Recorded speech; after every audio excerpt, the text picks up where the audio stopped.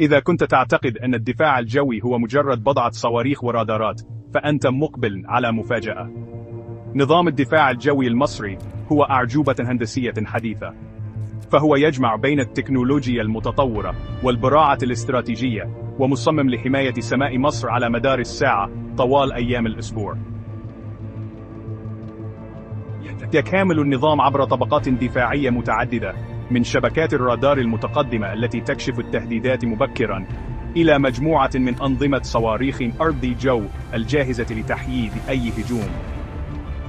هذا النهج متعدد الطبقات يضمن عدم قدرة أي طائرة معادية على اختراق المجال الجوي المصري دون أن يتم رصدها. علاوة على ذلك، فإن القوات الجوية المصرية دائماً على أهبة الاستعداد، وقادرة على توجيه ضربة مضادة حاسمة في أي مكان في البلاد. مع التحديثات المستمرة والتدريب الصارم، فإن الدفاع الجوي المصري ليس قوياً فحسب، بل إنه منير. الآن أنت تعرف لماذا سماء مصر آمنة حقاً. مثير للإعجاب، أليس؟